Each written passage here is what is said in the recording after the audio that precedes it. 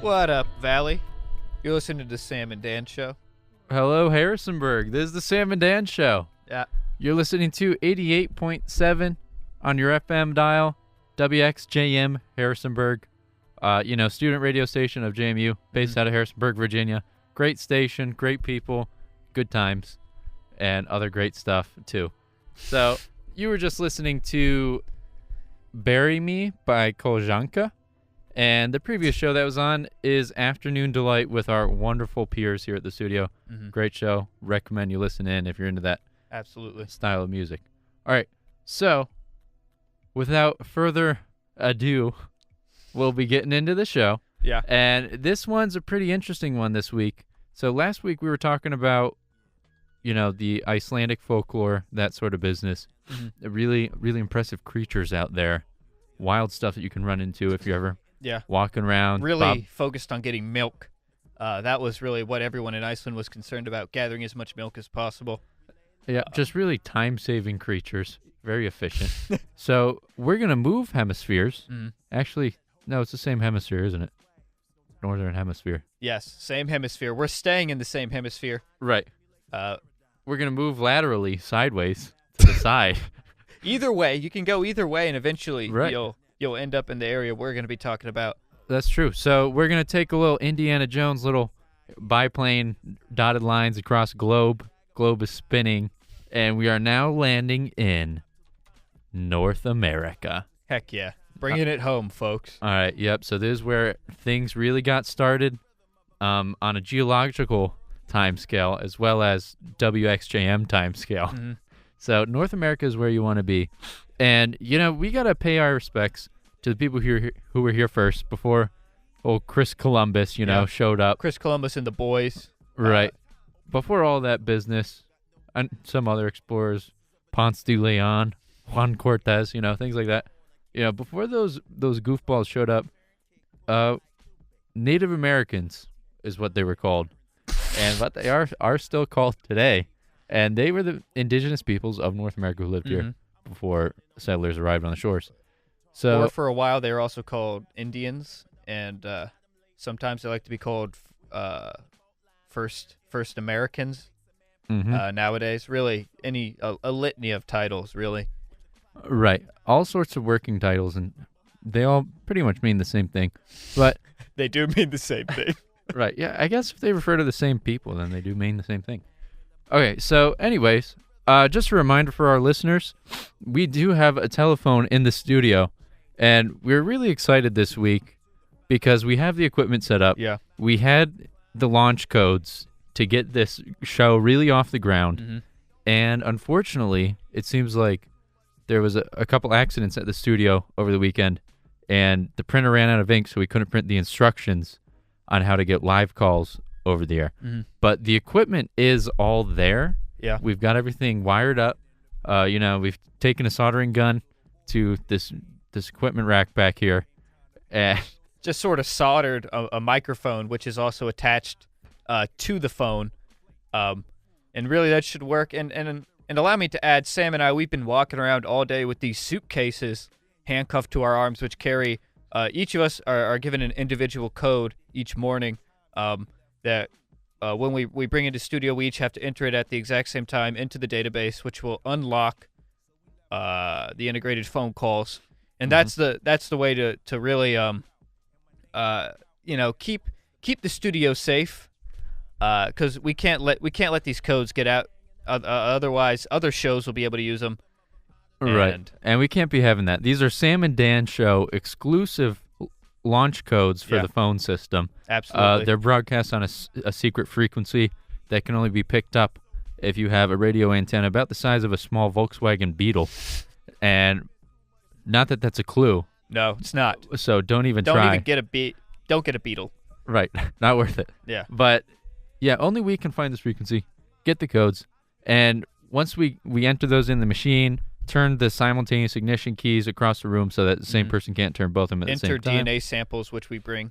Right. We get a few retina scans in, and then we'll have live calls going. And unfortunately, because of a recent dry eye spell, I watched The Notebook last night, and I out of tears. Yeah, no tears left. So the retina scans are not working as well. Yeah. Can you hear me through this? Okay. Yeah, I can hear you. Okay. All right. Sounds a little echoey to me for some reason. Okay. Anyways, moving on. How unprofessional. So, I apologize, listener. Breaking the fourth wall there a little bit. Anyways, I suppose it's about time for us to dive into our topic. We said we were talking about Native Americans. Specifically, we're going to be talking about some Native American cryptids. Maybe we'll entice you guys with some Native American stories as well, if the time permits. And also, if any time during the program you guys feel compelled to call in, even though our phone calls aren't integrated, we'd still love to talk to you. And so the number to call would be 540-568-3425, which is also 540 JMU dial. Mm-hmm. So for those of you that still have buttons on your phone, first of all, welcome to the 21st century. But also, phones used to have these things called letters next to the numbers, and you could look at them and enter a sentence, so to speak, or a couple words, and it would actually enter a phone number. Yeah. So we've got JMU dial, DIAL, to remember the phone number. Yeah, really important to clarify that for the listeners. Anyways, let's get started off with the first cryptid, skinwalkers. Okay, so this is a big one. So getting back to the meat and potatoes of this radio show, the nice soup that we're stirring up. Yeah, we've set the broth. I'd say it's a stew because this is thick, folks. Oh heck yeah! So we're about to dive in. Dan, why don't you take this away with this Native American myth of the skinwalkers? Okay, for those who may not have heard of skinwalkers before, so basically, skinwalker in Navajo legend is basically a witch who has the ability to turn into or possess animals. So they use this ability, to cause mischief in the town, basically just to be as evil as possible, just for the sake of being evil. Mm-hmm. And in Navajo, or I'm not sure if their language is called Navajo as well, but skinwalkers are called. I'm going to try to pronounce this. Ye now Delushi. Ni ye now Delushi. I think that's right. Ye now Delushi? Yeah. Ye now Delushi.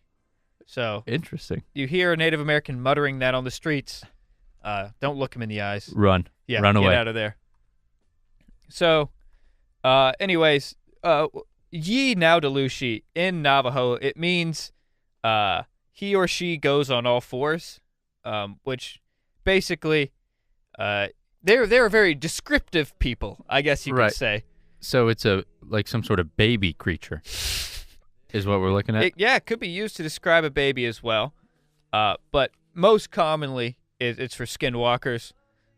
So basically these Navajo witches, and allow me to specify, not all witches are skinwalkers, but all skinwalkers are witches.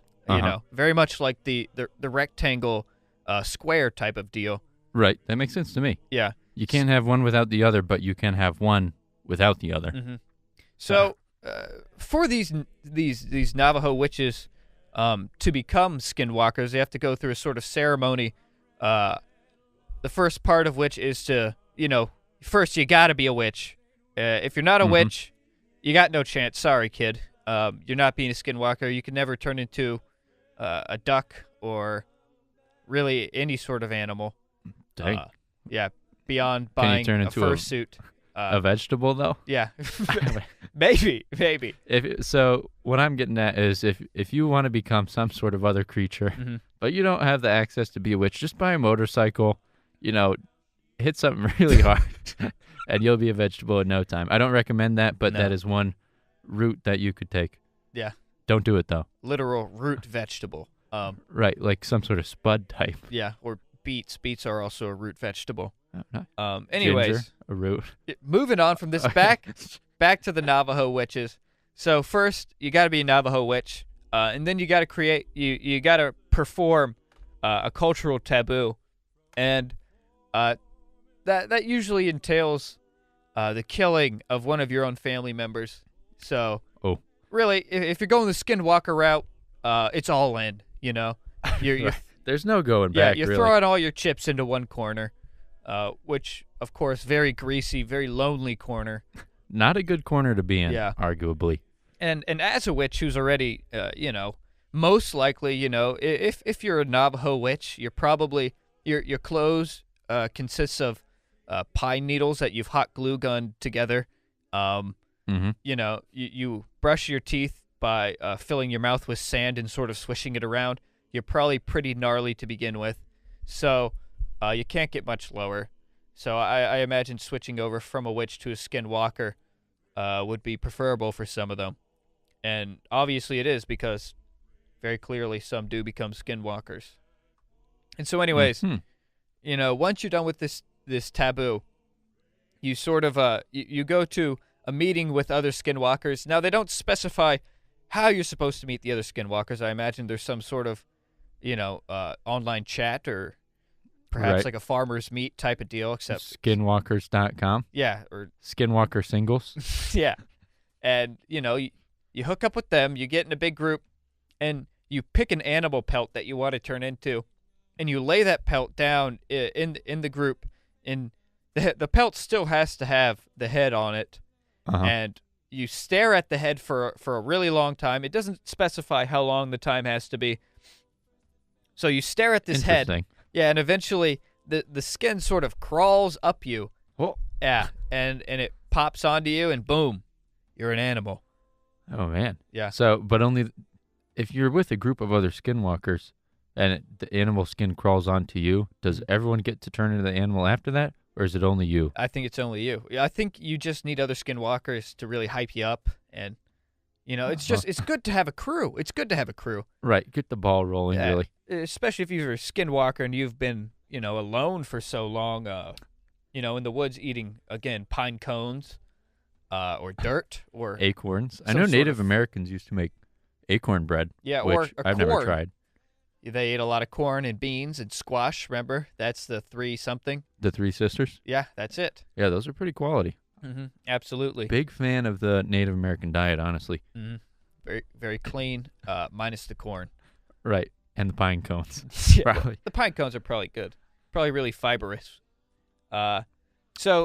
Anyways, skinwalkers can be female or male. They're typically dudes. Again, really gross, greasy folks. So it would make sense that it would attract a lot of really lonely guys who need a Right. group to belong to. Of course, that makes sense to me. But I'm kind of surprised that there's not a wizard sort of equivalent in Native American folklore, is there? There's only no. witches. No, it's only witch. Guy or girl, you're a witch, which I think is very progressive, very inclusive. Right. They were definitely thinking ahead on that one. Yeah, absolutely. And also, so these skinwalkers, they typically choose mischievous animals like coyotes, Weasels. weasels. Yeah, absolutely. Turn into Most mischievous of all animals.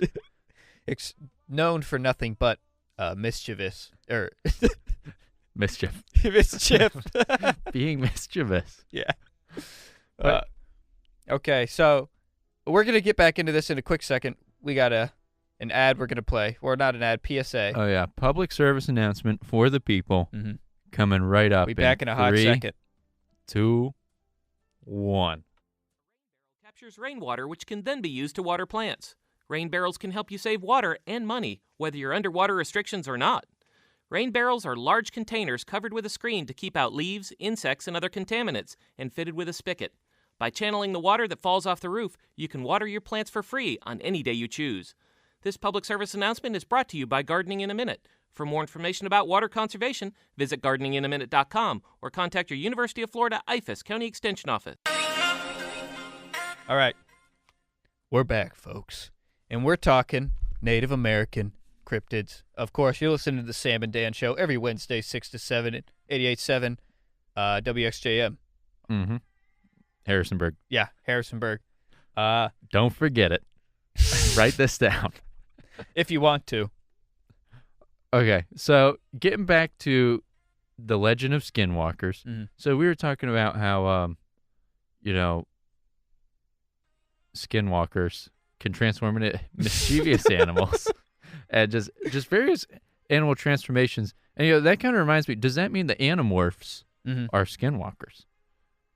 I think, yeah, I'd say, well, here's the thing. Skinwalkers, they can turn into other animals. Animorphs, they're limited to one animal. So like a woman, she could be a horse and that's it. But a skinwalker, he could be a gerbil and a horse. That's an interesting take on things. But are there any other powers? I'm pretty sure Animorphs can turn into any animal that they want, but only animals. And they don't get anything else. They just turn into animals. I've never read Animorphs, so really I'm just spitballing. Well, that's the basic premise for you there. That people that turn into animals fight aliens. Pretty interesting stuff. Yeah, really good. If I'm reading this right out of the database, beyond just the animal transformation, which is pretty useful, very useful, I would say. I mean, there's been many situations where I wish I could perhaps turn into a mouse and squeeze underneath a door if I lost my keys or something like that, or some other sort of flat animal, like perhaps an octopus. But it looks like skinwalkers have other abilities, such as the power to read human thoughts. So what are your thoughts on that? You don't have to tell me because I already know. So, but not a skinwalker. Yeah, he's not a skinwalker. But I agree. Yeah. So they can also, all right, interesting. I bet there's a lot of hunters out there, but allegedly they can make any human or animal noise they choose, regardless of their current form. Really? Mm-hmm. Now, how would that be useful in any way? What? Well, let's just say you're hypothetically a skinwalker in the woods trying to lure somebody into the woods. Okay. And you're currently in the shape of, say, a grizzly bear ready to pounce on somebody. Okay. And someone's walking along a well-lit path, and you're like, I'm going to get this guy. Or gal, could be anybody walking along the path. Really anyone. A shrouded figure. Yeah. Listener, put yourself in the place of the man walking along the path. It's cold. There's a breeze blowing through the trees. Right. You hear the rustling. And then what did they hear, Sam? Mm-hmm. And it recently rained, so there's the asphalt beneath your feet is soft. Softer than it usually is, but not from a heavy rain, but from a long misting over several nights where it's just been a constant drizzle, just a light haze. And you have nothing but your flashlight by your side, and you're combing the woods, on your way back from Grandma's house. You already went over the river, making your way through the woods. Yeah. And your flashlight only casts about 30 feet in front of you. And beyond that, it's just darkness and the hooting of owls, rustling, rustling in the pine needles. And every damp footstep you make just brings you. That's the sound of damp footsteps. One step closer to your destination. Can we get on with the story, please? And then from the woods, you hear, "Hey, over here." Dude, what a climax. And a human voice, boom, it's a skinwalker. They lure you in there. They get you. Of course, you hear, "Hey, come over here." And you hear that in the woods, you're going to go. In the middle of the night, pitch black. Why darkness. not? Why not check it out? What do you got to lose? You know what you have to lose? Your life. Because you just lost it to a skinwalker. Yeah, I think that'd be useful. That's the kind of human noise I would imitate. Or perhaps, is there anything that would, in that situation, lure you into the woods? What would someone say? Besides a human voice? Well, even a human voice. What would someone have to say to get you to go into the woods in that situation? So I'm walking along this path. My boots, with each step, they lift up the muck beneath. And I'm sort of squishing along the path, and I hear someone in the woods, rustling about. I'm thinking, that's probably a deer, nothing to worry about, and it is a deer. But it's a skinwalker deer. Oh. And anyways, this deer, it runs behind a tree, and instead of hearing the normal deer voice, I hear a man's voice call out, "Hey, come check this out." And so, of course, I'm excited. What does this man want to show me? What could be so interesting that he would call to me, a stranger, to come look at? And so, of course, I go back and boom, I get attacked by the deer. And of course, I lose that fight because deer They're pretty strong. Yeah, they're really strong. They can hop like 7 feet in the air. It's absurd. Oh, and they've got antlers most of the time. Yeah. Humans have no antlers. No. As far as I know. Most humans don't. Some do. If you're a skinwalker, you could have antlers. Right. That makes sense to me. Also, according to the database, it seems like saying skinwalker actually attracts them to you. And we've said it close to 1,000 times already. So, with that in mind, we have all the interns lined up outside, sort of creating a human barricade between us and the door, because we really don't we don't want to risk it. As much as we like bringing you guys these juicy info, we gotta stay safe. Mm-hmm. That definitely are. You got to take precautions when you're out in the field, like Dan and I are on a regular basis. Grinding. In the studio, grinding, out in the field, getting our feet wet. Also grinding. Getting the boots dirty and grinding. Grinding with dirty boots on. Yeah. That's when it really counts. Mm-hmm.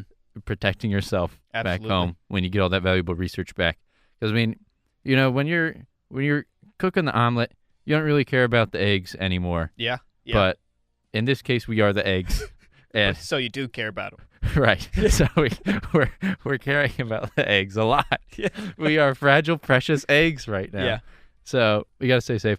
Anyways, easy way to identify a skinwalker beyond, deer making human noises or such as that. Mm-hmm. In human form, easily spotted because unlike other people, their eyes glow like in animals, sometimes even more so in human form. Interesting. Mm-hmm. So you ever take a picture of your dog and they've got the laser beam eyes going on? Yeah. Right. So that's what they would look like just looking around in normal everyday life. You feel like that would stick out like a sore thumb.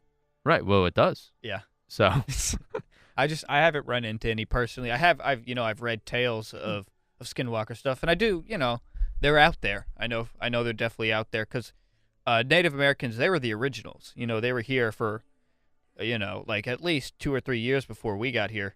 Mm-hmm. And so if they saw something, chances are it's out there, and it's still out there. Right, because we sure know that we didn't get rid of them. No. So there's no recorded cases of us eradicating these creatures. Never. So And we just got to assume. some other facts about skinwalkers, sort of vampiric, I guess you could say.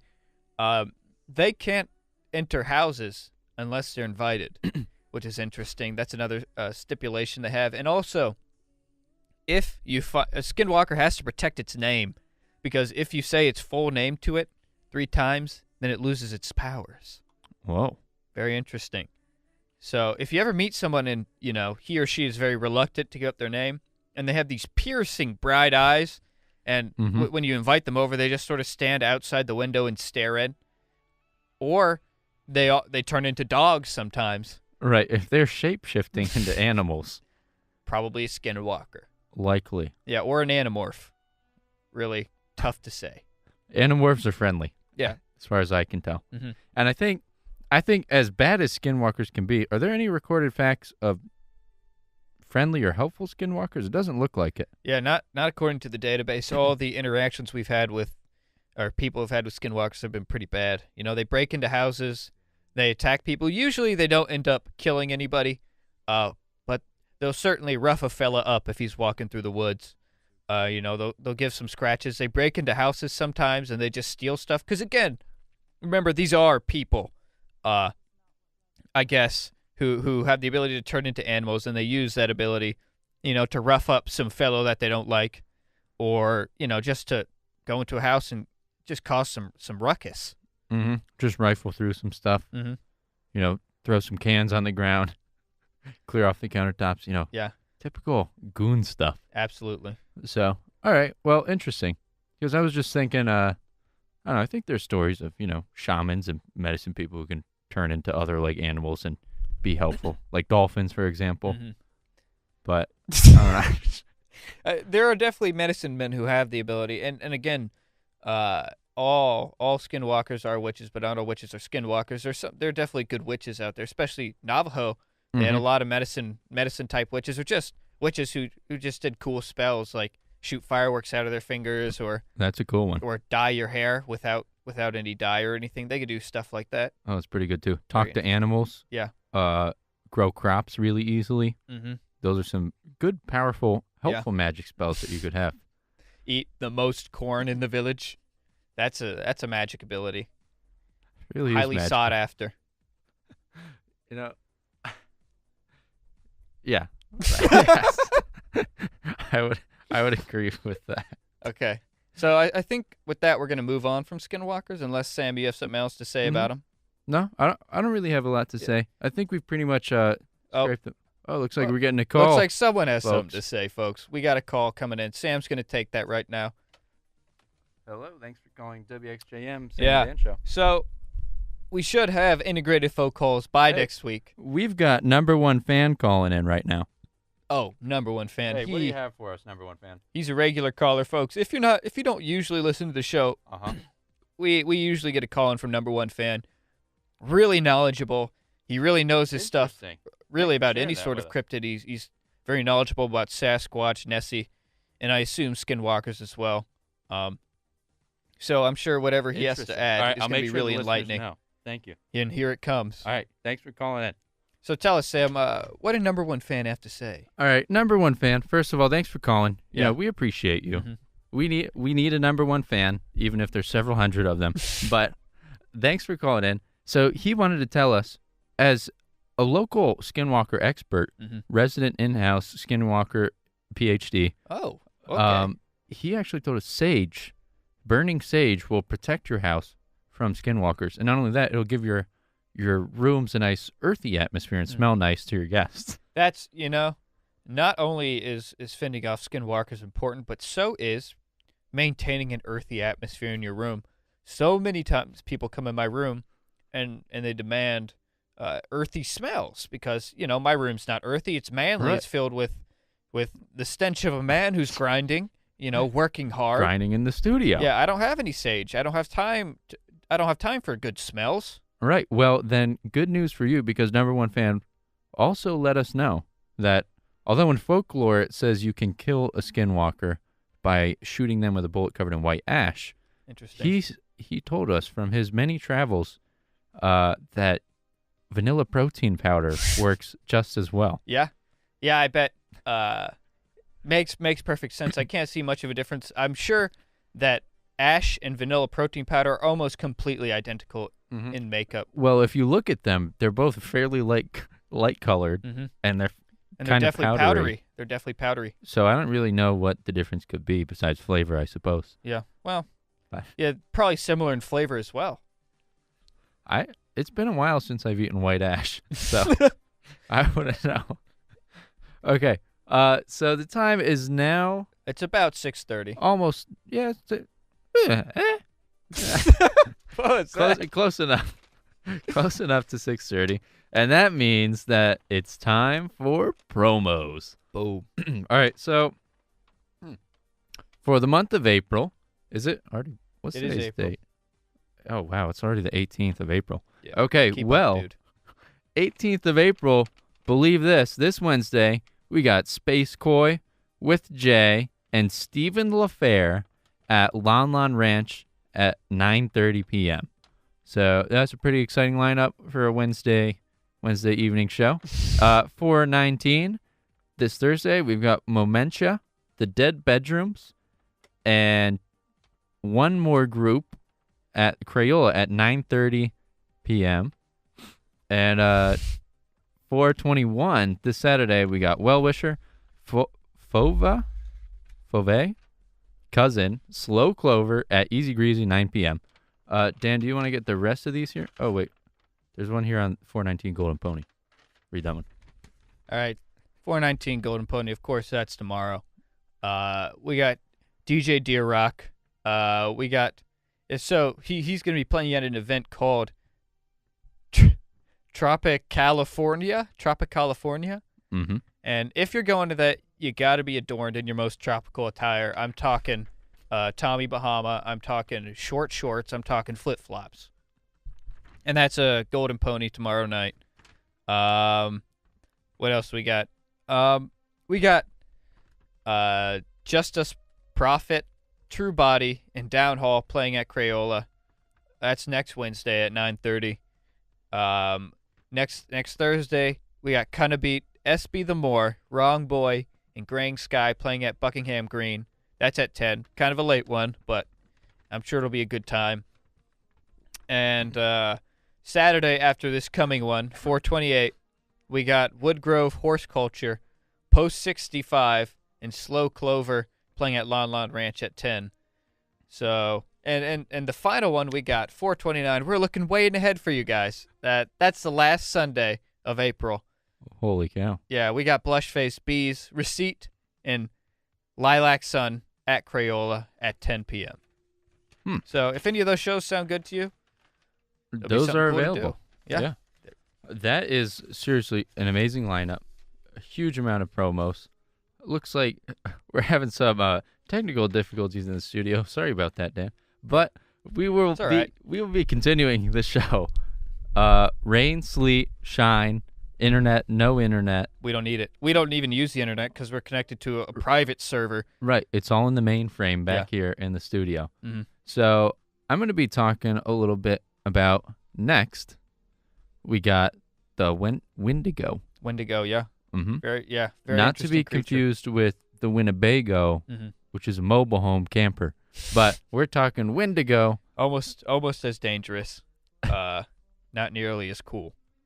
So, I guess, Sam, why don't you tell us what is a Wendigo for the listeners out there who may not be familiar with the name? Mm-hmm. All right. Well, we've got sort of a little bit of an interesting tomato, potato situation. Some say Classic. Wendigo. Some say Windigo. But it's essentially the same creature. Mm-hmm. Well, it is the same creature. But just a different name for it. Different pronunciation. Different strokes for different folks. Sometimes you pronounce things differently. Do we have the tribe that first encountered this creature? Is this a Navajo thing? Is it? All right. I'll tell you what. This is actually an Algonquin special. Ooh. So very interesting tribe. Cool folklore. Great history. But they were the first ones to really put this guy on the map. Yeah. And there's two main interpretations of this creature. And one of them is a lonely man beast who lives in a forest waiting to feast on human flesh, while the other is a cannibalistic spirit that possesses humans and then does all of the above. Now, the first description, minus the cannibalism, that sounds really like either Sam or I. So that one maybe needs a little tweaking. But the cannibalism part is damning. A little vague with the lonely man beast living in the forest and waiting. Because I am a beast, I'm a man. Spend a lot of time in the woods. I'm very lonely. That's 4 out of 5. Yeah. So we're getting there. Just make sure you're staying away from human snacking on any fellow peoples. If you're lonely, stay out of the woods. That's all I gotta say. That's also a good tip. That's much easier. Mm-hmm. All right. And so what we've got here, basically the big underlying thing is cannibalism, and which is not a very fun thing to talk about. Not really dinner party conversation, but it is kind of Donner party conversation. Yeah.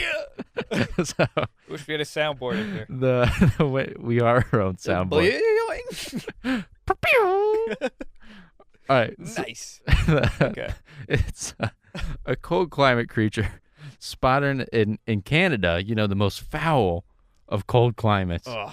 And in northern states like Minnesota. Again, disgusting. The fringes of polite society, if you can even consider them. Barely even society, I'd say. Really, a stretch to call those places society. Mm-hmm. So it's not you're already in bad bad bed that you made for yourself, and the covers on your head are the Wendigo showing up wherever you're at. What? So, right, I meant the icing on the cake. So you're in a bed. No, forget the bed. No, there's no bed. you're eating cake and it's bad. and it's already bad. And then the icing on the cake is running into the Wendigo. And it's even worse. The icing on the cake tastes like farts, and that's the Wendigo. It just got real bad. Yeah. And right, so it's the spirit of lonely places. Mm-hmm. And there's really a lot that goes into this. And like what? a lot to talk about. So again, going back to this this idea about the two definitions of the Wendigo. The first one being an actual physical creature, and the second one being a sort of spirit that possesses people and drives them crazy, basically to cannibalism. I would say, I would be much more inclined to believe the first definition. An actual creature, a sort of spirit that possesses people, is an idea that's foreign to me. But I can imagine a big stinky creature walking through the woods eating people. That is something I can wrap my mind around. Right. Smelly creatures much easier to visualize than evil spirits. Absolutely. But speaking of which, Mm-hmm. The Wendigo, it's really known for being a kind of hybrid between a man and a deer. So it's a very disgusting looking, gross creature, Mm-hmm. very bad and gross and smelly and huge. These things are like 10, 11 feet tall. Yeah. And just absolutely horrifying looking, Hard really. to miss. Right, very hard to miss. But And- they're good hiders, so easy to miss. Well camouflaged when ththey're hiding. Yeah. They're known for their incredible hunting abilities when walking through the woods. So let's say you're out, you're camping with your friends, and you guys, you wander off the path a little bit. The path is boring. You've hiked High Knob about 40,000 times. You don't want to walk along the same path again. So anyways, you find this sort of outcropping paths, maybe perhaps a deer trail. You and all your buddies, you're having a good time, you're laughing, you hop on that deer trail. Everyone's loaded with gear, and you guys are walking around, and pretty quickly you realize, you've seen the same tree 4 or 5 times. You're in the middle of the woods alone, and you have no idea where you are. You have no GPS, no map, no signs or anything. So you set up camp for the night. You decide, we'll just sleep this off. In the morning, we'll wake up, and the sun it will illuminate this landscape where we find ourselves entrapped in, and we'll return home to our lives and our wives and our children. So of course you spend the night, and everyone's in the same tent, and Jerry, big Jerry, known for having Jerry. an extremely small bladder. He has to run out into the woods to relieve himself, of course. Poor Jerry. Everyone understands, and they realize Jerry has to do this. So he leaves, and everyone sort of goes back to sleep. Upon waking up in the morning, you realize Jerry's gone. Jerry, where's Jerry? Perhaps he went out he woke up earlier than us to go get some firewood. So you all wait around, and Jerry's not coming back. There's no Jerry. You can't find him anywhere. So Oh wow. yeah, you get a little panicked, and you start walking. You're just hoping, you're calling Jerry out, just randomly. Hoping, As you do. Yeah, hoping that he'll respond. And everyone's starting to get a little panicked. There's a little bit of dissent within the group. Factions are starting to form. The seeds of doubt are being sown into the minds of your group. And so you wander around, and you spend the entire day. Your legs are killing you. You have blisters on the bottoms of your feet that are beginning to open up and making walking a task, a task that you don't want to do. So you look back, because Big Jeff, he's been falling behind all day. He's got the worst blisters of them all. Mm-hmm. Again, he's another big boy like Jerry. And you realize lots of big dudes on this trip. yeah. And you realize Jeff's gone. And so basically what I'm getting at, Uh-huh. the Wendigo, not only is it a physical creature, but it uses sort of psychic powers to manipulate the minds of man and not only get you lost in the woods so you're easier prey, and basically it'll, of course, target the weakest links, the Jerrys or the Jeffs of your group, people, with the smallest bladders, and it'll sow seeds of doubt into the minds of those who are on the trip. So you start you start mistrusting each other. Every night you guys sleep another inch apart until eventually you guys are in separate tents, and at that point you're just easy pickings. And that whole story is just to display the hunting prowess of the Wendigo. Right. Well, I really feel like I was there, Dan. Yeah. That was a pretty impressive story. Thank you. And I think that was more than one nail on the head. That was at least 10 nails. That was buying a whole box of nails from Home Depot and hitting every single nail on the head, one after the other, doing a cool trick, like throwing the hammer up in the air, spinning around, catching it behind your back, and then hitting the last nail right on the head. Boom. Which that was the Jeff disappearing. That was right. The final hammer, which I nailed. The last hammer got nailed, apparently. Oh, yeah, right. The last nail that got hammered. So the Wendigo, obviously, if you listen to Dan's story, is a very powerful creature, very good natural hunter that it manipulates things just as easily as we can manipulate our hands to perhaps hold things like cell phones.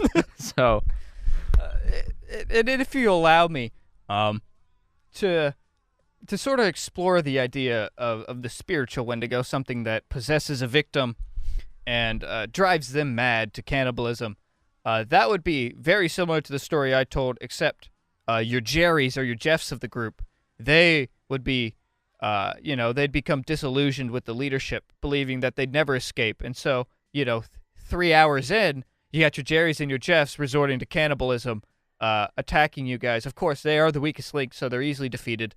But that's the sort of madness that the Wendigo causes. Right. So, yes, Wendigo fever, known to drive victims mad before it fully possesses them, takes them over, and really goes to town. And I think that kind of just underlines the fact that no matter how much a Wendigo consumes, its hunger is never sated. Yeah. So much like me at a Las Vegas buffet, you just keep coming back for more. And according to the Algonquin myth, whenever the Wendigo gets you, it gets somebody else. Yeah. It grows proportionately to what it just consumed, so that it's constantly in a state of near famine. Yeah. And just always on the edge of hunger. Can truly never be full, which is why it would target your Jerrys and your Jeffs, the bigger folks. He's trying to get as much food as possible. So it's really the embodiment of gluttony, much like the Blueberry Girl and Willy Wonka. Yeah, absolutely. Very strong parallels there. Wonka-esque. Right. Most people would say a Wendigo, very Wonka-esque. At its core. And the crazy part is, you're probably thinking, this guy, a decaying zombie, deer human body. Yeah. Stumbling around the woods, probably a little... Always perpetually hangry. Right. Little bits and parts falling off as it makes its way around. But you think you could just wait it out, right? But wrong. So the Wendigo actually gets more deadly with age. Yeah, absolutely. So you could say Wendigos are very similar in this case to fine wines. Oh, yes. Except poison.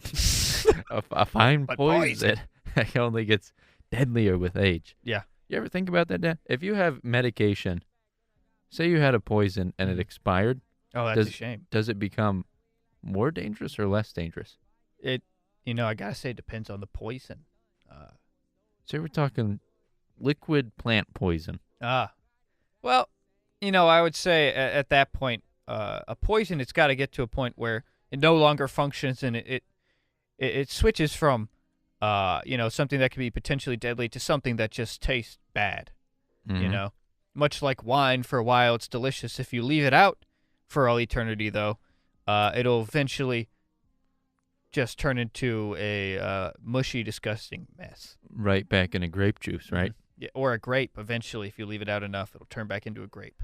Wow. Yeah. That's pretty wild. So Yeah. very similar to a Wendigo, you could say. And it's actually the time is now 6:45, and you know what that means, Dan? Yeah. It means Weather. time for the weather. Boom. All right, so right now in Harrisonburg, it is 69 degrees and pretty nice. No clouds. It's gonna be a nice chilly, getting down to 50 degrees tonight, but pretty comfortable. Still a beautiful day. Right. Thursday, it's going to be a little brisk out. It's going to be 49 with a low of 31. Yeesh. So not very pleasant out. Friday, we're going to have full sun, not a cloud in the sky, 56 degrees, low of 31. And Saturday, we're getting warm again with 62 and a low of 36. Mm-hmm. So. Yeah, and that's your weather with Sam right there. Right. Thank you, Dan. And yeah, so I don't know. Sounds like next couple of days are going to be a little chilly. Mm-hmm. I'm not really looking forward to that. Yeah, break out your winter gear, folks, because we're coming back. Mm-hmm. The winter's coming back. Winter Round 4. just refuses to leave. No. I cannot believe that it is April 18, Wednesday, April 18, 6:47 p.m. on a Wednesday. Yeah. And it is almost winter time still. It's a shame. It's madness. Anyways. Some could say Wendigo madness. Transition. So, Wendigo psychosis, Wendigo madness, it's a real psychological disorder. Mm-hmm. So, some people develop an appetite for human flesh. Yeah, especially when you're alone in the woods for a while. That's when Wendigo psychosis really hits you. If you're isolated from people for a long time and you're starving, it's mostly, it's just the insanity of the whole thing. Being alone in the woods and the desperation you feel the overwhelming need to consume human flesh, which is Wendigo psychosis. Mm-hmm. So just going absolutely bananas for anything but bananas, really. Mm-hmm.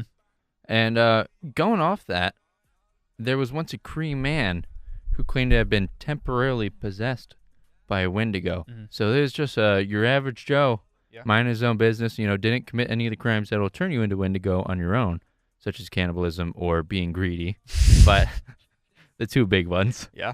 So, fine line.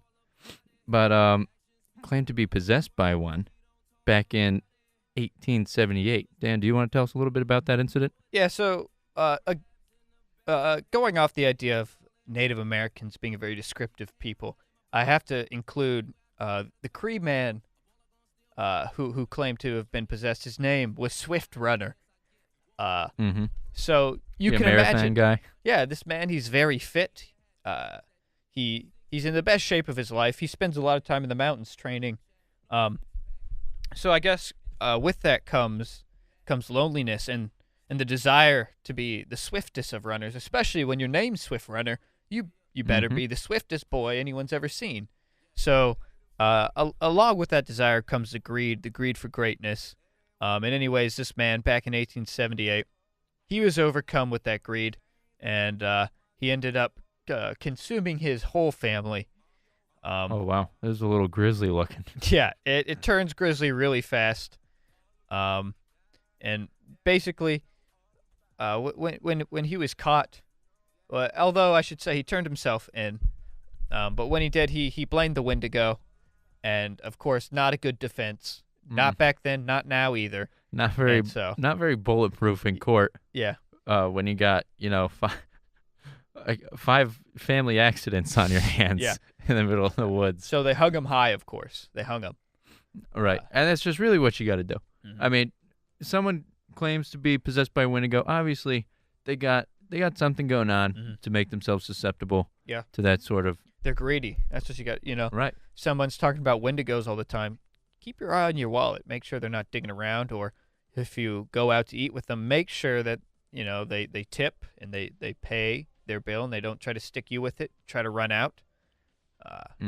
So those are just tips for dealing with Wendigos. Also, don't go into the woods without any food alone for an extended period of time. That's the main tip. That's also very important. Make sure you're well stocked, well prepared, ready to go, and you'll be all right. Maybe. I mean, we can't guarantee anything, but if you're prepared for something, it's much better than being unprepared for anything. So that's definitely a fact. just keep that in mind. Write that down because you're gonna need it. All right, Absolutely. so, Dan, I think that's about it for the creatures for today. Yeah. But I think this really kind of goes to a deeper psychological aspect. So Here we go. the Wendigo and Psychology keywords. the Skinwalkers as, as a concept or metaphor. Mhm. You know what I'm saying? So it's not just in a never-ending hunger for human flesh, but a metaphorical hunger Wow. for anything, really. Cash money. Right. Cha-ching. It could be anything. So when you're in a Native American society, you got some guy who really loves overfishing and Or over, eating all the corn in the village. right, fastest corn eater. Yeah, you got your Jerry, called Big Tub. That's the name of him in the village. Right. Again, very descriptive people. Uh-huh. They just keep it literal. Mhm. But so Or Garbage Man. That's his other name. landfill. Yeah. Or That's a good one. Landfill. The Honorable Landfill. Mm-hmm. Anyways, yeah, going back to the metaphor. So, yeah, say you're some Native American, you got someone like that in your tribe, and you just cannot shake this bum who is just an absolute glutton. Yeah. So you're like, man, this guy stinks. Stinks like decaying flesh of a Wendigo. They just smell like death and despair. Mhm. And you would probably feel that way about someone Absolutely. if you didn't like them very much. And in order to sort of, dissuade them from this behavior, especially if their gluttony is due to their success as a person, Mhm.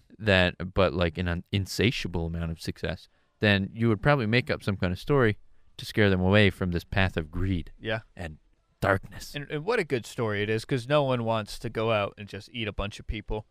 It's exhausting, takes a lot of work, and there are better things to be eating. Right, like corn, beans, and squash, for example. Right there, the three sisters. Why not? Like Get all your nutrients. if you plant all of those, they work together, make a perfect symbiotic garden, Mhm. and it just works really well. Yeah. It's pretty much a win-win all around. Yeah. You But got not a win to go. right. Just a win-win. Exactly.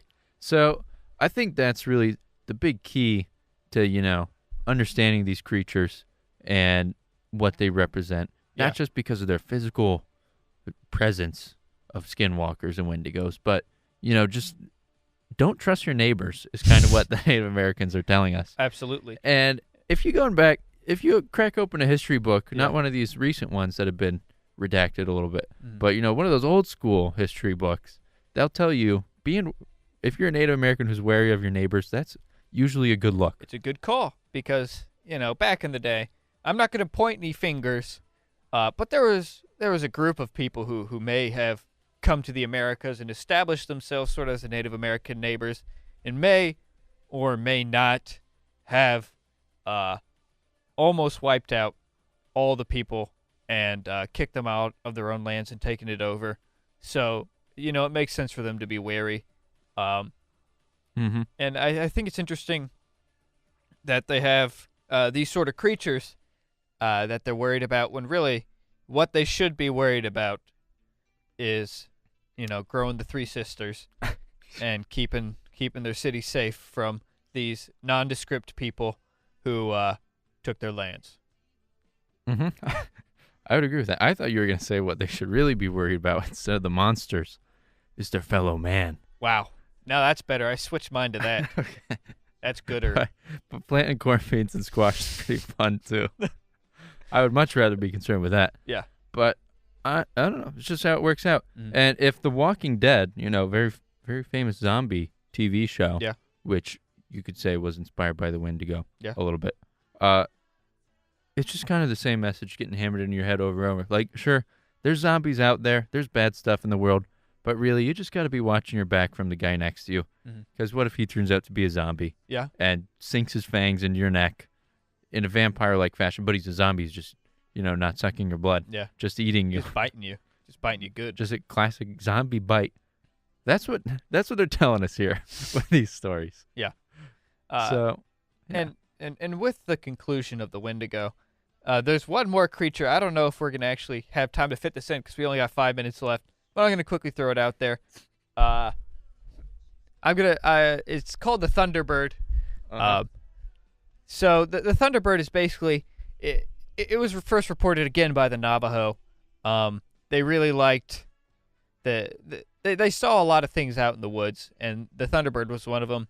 It was basically a giant bird, and when it flew by, it would bring thunderstorms with it, thus giving it the name thunderstorm or thunderbird, of course.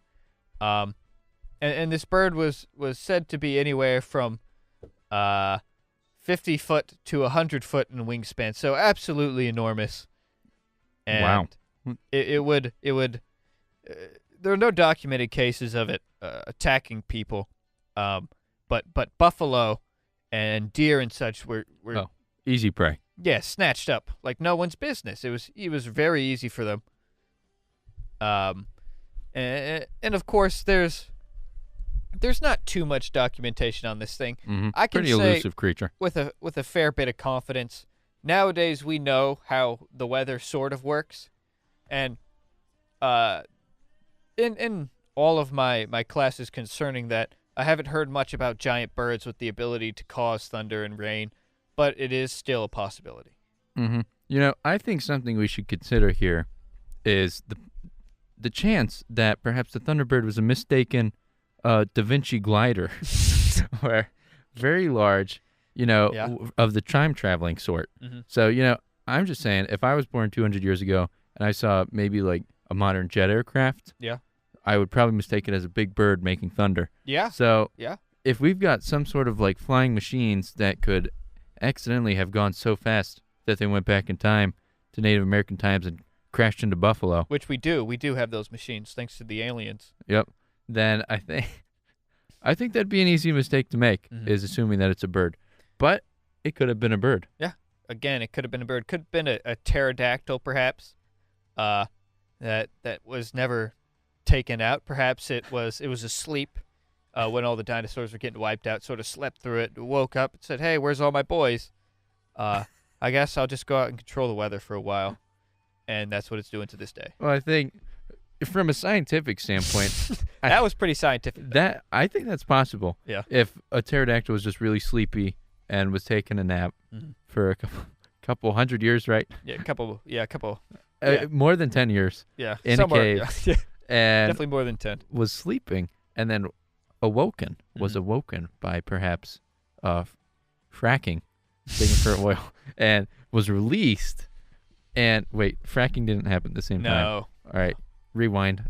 Different theory. Yeah. So awoken by a big thunderstorm. Or just the drums. The Native Americans, they're always banging on drums, right? Yeah, maybe they were having a drum party, doing their drum circle thing Absolutely. and having a good time before Coachella stole that Yeah. from them. What a shame. But if there was a big bird that big, Mhm. I think just the flapping of its wings, we're talking butterfly effect, where butterfly on one side of the world could cause typhoons on the other side of the world, things Yeah. like that. I think big bird could very easily cause real thunderstorms in its local area. Mhm. Like, you don't even have to go all the way across the world and let all those little butterfly effects add up. We could call it the Thunderbird effect. Yeah.